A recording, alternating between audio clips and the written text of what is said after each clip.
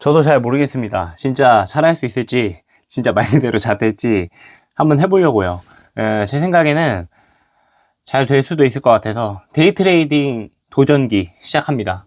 안녕하십니까. 육아하면 주식하는 손파파입니다. 대우건설 가져왔는데요. 진짜 강합니다. 대우건설은 이제 두 가지 말씀드렸죠. 원전 테마 있고 재건 테마 있고 그 두 가지로 움직이는 종목이고요. 미친 듯이 올랐습니다. 보시면은 이때가 26년 1월이거든요. 26년 1월에 한 3천, 4천원대에서 시작해서 지금 2만 4천원까지 왔으니까 8배가 올랐습니다. 엄청난 주식이라고 할 수 있고, 이런 주식을 잘 고르기만 하면 정말 단기간에 8배 수익 내면 와 진짜 엄청난 거죠. 이런 주식을 보고 있자니 또 시장의 흐름에 원전 재건 테마가 이제 주도 섹터로 올라왔고 거래를 하고 싶은데, 사실 이렇게 많이 올라온 종목은 당연히 단기로 접근할 수밖에 없겠죠. 왜 그럴까요? 그러니까 이렇게 많이 올랐던 종목은 그만큼 추세가 한번 꺾이기 시작하면 사람들이 다 같이 강한 매도를 던질 거 아니에요. 그렇기 때문에 많이 오른 만큼 많이 빠질 수 있다. 산이 높으면 골이 깊다는 이야기가 있잖아요. 그래서 이런 대우건설을 보다 보니까 또 단기 트레이딩, 데이 트레이딩을 사실 해본 적이, 진짜 주식 맨 처음 할 때 한번 해보고 난 안 되는구나 이렇게 생각하고 접었거든요. 그러고 이제 장기 투자 책 읽고 워렌 버핏 이야기 뭐 많잖아요. 그런 것들 읽으면서 이제 투자의 마인드를 가져왔는데, 또 국내 시장에서는 데이 트레이딩 하시는 분들이, 단기 거래자들이 좀 더 많은 게 사실이고, 시장의 성격에 맞춰서 또 거래를 해야 되는 거 아닐까 이런 생각도 있고, 좀 경험해보고 싶은 것도 있습니다. 그래서 데이 트레이딩 도전기를 하는데요. 일단 대우건설이 후보 중에 하나입니다. 강한 종목이었고요. 뭐 일단 제가 알고 있는 바로 이제 시차 분석을 좀 해보자면, 사실은 좋은 흐름으로 저는 보이긴 해요. 아직까지는. 그러니까 횡보의 기간이 있었죠. 3월 한 말부터 해가지고 4월 중순 정도까지 횡보의 기간을 거쳤고요. 상한가 거래량 실리면서 터졌고, 그 다음날도 거래량 터졌고, 근데 이제 마지막에 음봉을 이렇게 달았는데, 제가 보기에는 어쨌든 전일 대비 상승하기도 했고, 거래량이 다행히 아주 많진 않아요. 그렇다고 뭐 적은 것도 아니죠. 그러니까 좀 애매한데, 사실 이렇게 떴을 때는 거래량이 적은 게 좋습니다. 왜 그럴까요? 거래량이 많다는 거는 그만큼 매도자도 많고 사는 사람도 많은데 음봉이잖아요. 근데 거래량이 거기에 실려버렸다? 그러면 강하게 빠르게 파는 사람이 아주 많았다는 얘기가 되는 겁니다. 그래서 이렇게 음봉을 보일 때는 되도록이면 거래량이 적은 게 더 좋다고 볼 수 있습니다. 왜냐면 음봉이 났다는 거는 어쨌든 이때 산 사람들은 다 물린 거거든요. 그럼 그 다음에 양봉 나올 때 그 사람들의 매수 물량이 곧 매도 물량으로, 잠재 물량으로 이제 나올 수 있는 거기 때문에, 이렇게 올라와서는, 공공권에서는 거래량이 줄면서 오르는 게 좋다고 저는 배웠습니다. 그래서 얘가 지금은 한 중립 정도? 그렇게 아주 좋아 보이는 차트는 아닌데, 내일 충분히 음봉이 나올 수 있을 것 같고, 제 생각에는 일단은 요 지지선을 뚫었기 때문에 이쪽에 지지 라인까지 만약에 조정을 보인다면, 그런 자리에서 원래는 매수를 하려고 하는데요.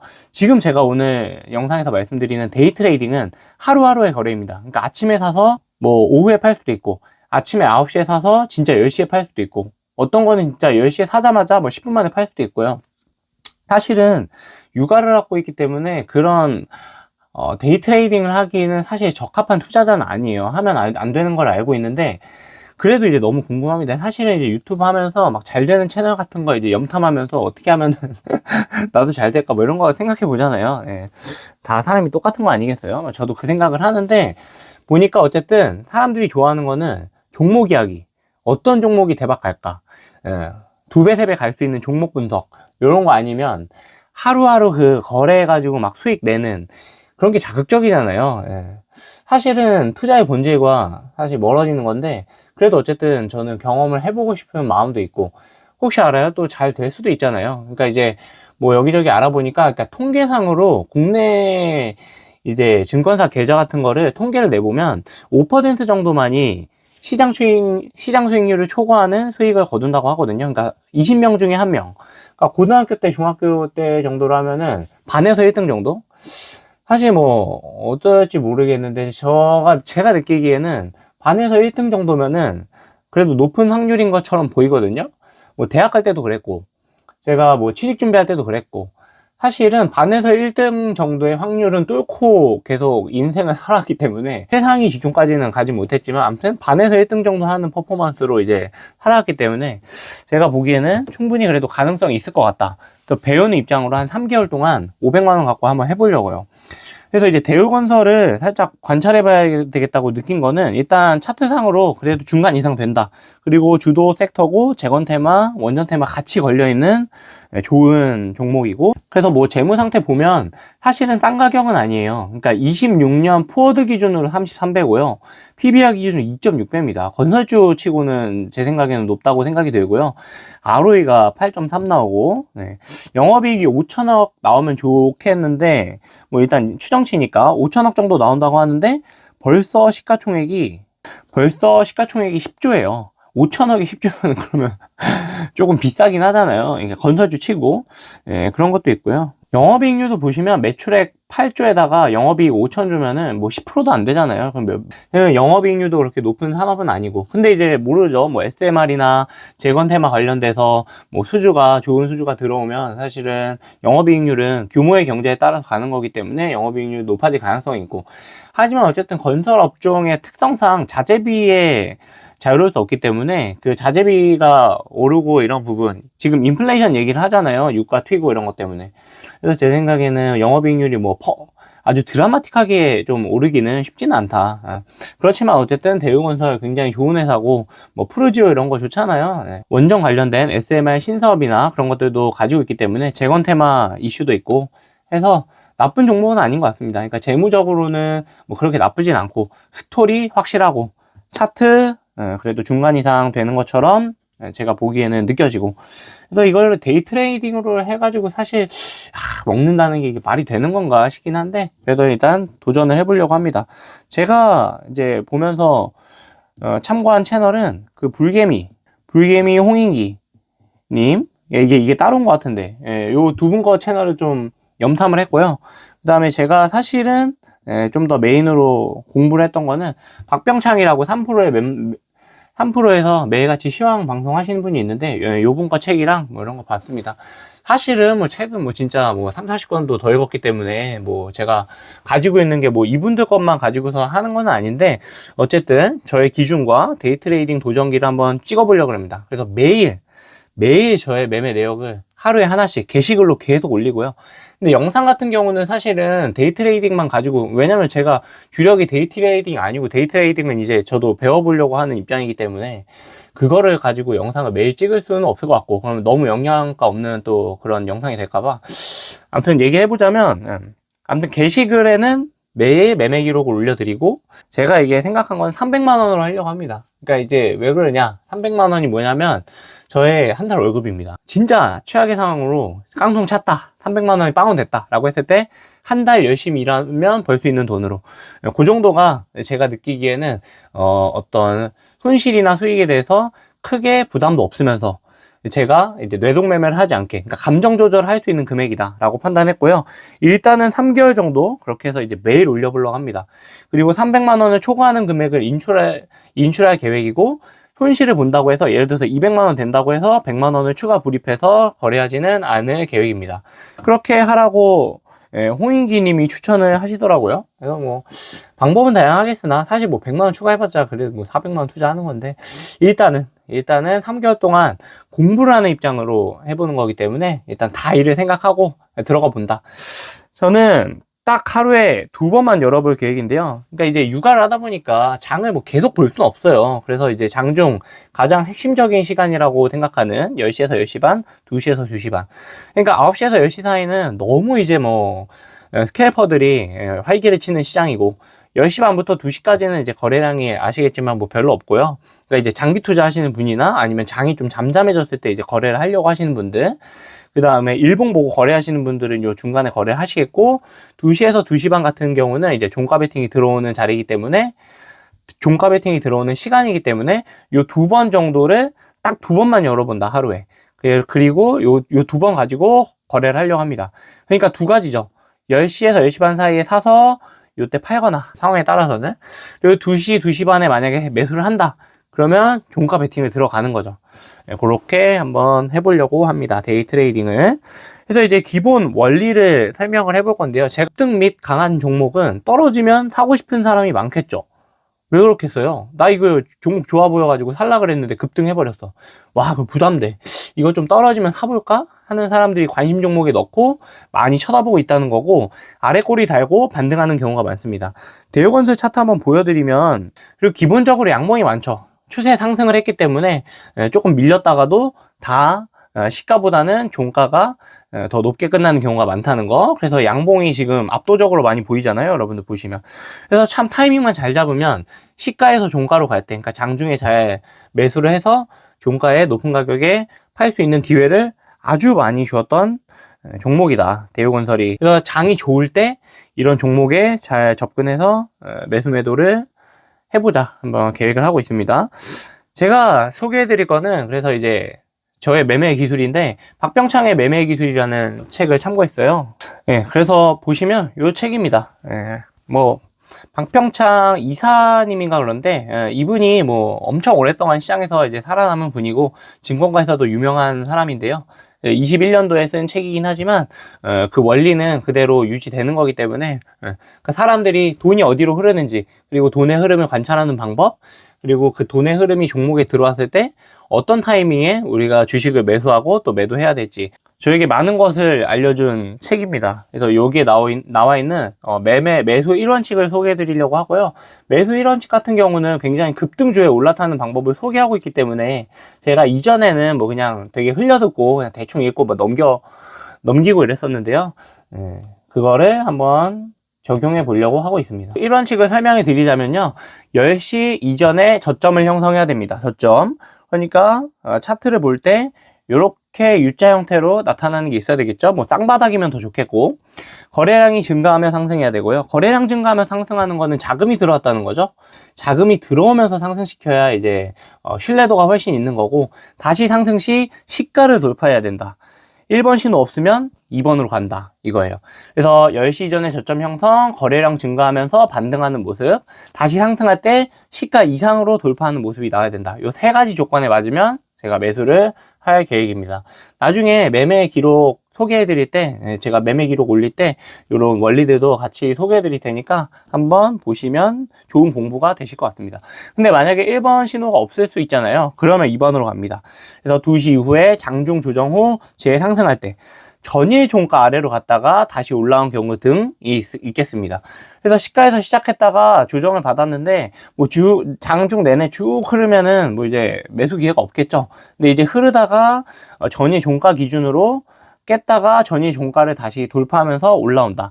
혹은 시가를 기준으로 할 수도 있겠죠. 그래서 다시 올라오는 경우에 다음날에 상승할 수 있기 때문에, 왜냐면 그런 거잖아요. 그러니까 주도 섹터고 되게 급등했던 주식이고 거래대금도 상위에 있고, 이런 주식은 사람들이 다 쳐다보고 있기 때문에 어떤 날에 한번 음봉이 나오면 그 다음날에 이제 쉬었으니까 그 다음날 양봉 내면서 갈 수 있다.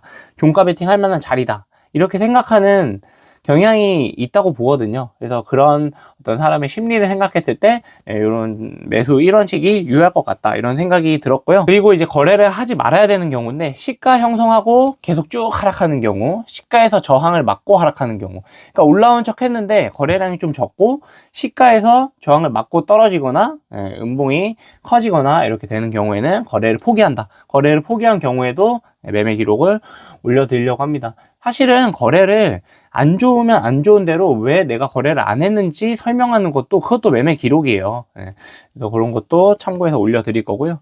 이외에 사실은 저는 지수와 관련돼서 훨씬 많이 거래를 하는 편인데, 지수가 하향하고 있을 때는 되도록이면 비중 자체를 전체적으로 줄이거나 이런 매매를 하기 때문에 지수를 사실은 가장 중요하게 보고요. 시장 상황인데, 시장 상황이라는 거는 이제 주도 섹터 파악하는 거, 그리고 어떤 뉴스 이슈 같은 거 저 스스로 좀 예측하고 그에 대해서 대응하려고 노력하는 거, 거래대금 너무 중요하다고 생각하는데, 그러니까 주가를 결국에 올리려면 시장가로 공격적으로 빠르게 사는 그런 수급이 있어야 되거든요. 그런 수급이 많을 때 거래대금이 팡 터지는 경우가 있고, 거래대금이 많다는 건 또 사람들이 많이 쳐다보고 있는 주식이라는 뜻이기 때문에 그만큼 상승할 가능성이 높다, 이렇게 보는 거고, 그 다음에 그 이후에 재료 및 모멘텀인데, 그러니까 어떤 재료가 나왔을 때, 그러니까 바이오주 같은 경우는 뭐 그 계약이 뭐 5년 동안 혹은 10년 동안 이렇게 지속적으로 가는 재료가 있잖아요. 그런 경우에는 뭐 어떤 날에 올랐다가 그 다음날 빠지거나 하지 않고 오른 상태에서 그대로 계속 추세를 형성하면서 상승하는 경우가 많이 있거든요. 그래서 그런 재료나 모멘텀을 좀 공략해 볼까 그렇게 생각을 하고 있습니다. 그래서 대우건설로 한번 좀 차트를 봐야 좀 와닿는 부분이 있죠. 그래서 대우건설 차트인데요. 이거는 4월 10일 날 차트입니다. 4월 10일. 그래서 이제 보시면 여기서 시가를 형성했고요. 한 25,500원, 26,000원 여기서 시가를 형성했는데 그 이후에 시가를 돌파하는 모습을 못 보였죠. 뭐 물론 전일 종가에서 지지를 했으니까 전일 종가 기준으로 해서 여기 거래량이 실렸으면 여기서 한 여기 정도에서 매수해가지고 요만큼을 먹을 수 있는데 일단 제가 설명드린 매수 1원칙에는 부합하지가 않습니다. 그래서 이제 거래량 보시면 거래량도 뭐 그렇게 많다고 볼 수 있을까요? 많지 않은 것 같고. 그래서 이 10시에는 이제 거래를 할 수 없는 그런 차트 모양이고, 이후에 2시 이후에 거래량 동반하면서 전일 종가 위에서 상승하는지 그런 것도 봐야 되는데 그런 부분이 없었습니다. 그래서 거의 한 11시 이후로는 줄 하락했다 이렇게 볼 수 있고요. 이런 경우에는 거래를 할 수 없는 날이겠죠. 적어도 대우건설에서는. 대우건설만 가지고 거래를 하는 거 아니니까 뭐 여러 종목 중에 매수 1원칙에 맞는 종목이 있으면 매수를 할 거고요. 또 보시면 요거는 3월 30일입니다. 3월 30일. 3월 30일 보시면 이때 시가를 형성하고 나서 뭐 이때는 좀 흔들리긴 했지만 어쨌든 여기 종가가 시가라고 이렇게 생각을 해보면은 여기서 쌍바닥 형성한 거 보이시죠? 그리고 이후에 시가를 돌파하는 모습을 나타냅니다. 와, 이게 양봉이 몇 개예요? 이런 경우에는 이런 모양이 나오려면 아마 거래량이 실릴 수밖에 없을 것 같습니다. 그래서 이제 실제로 보시면 거래량이 많이 실렸죠.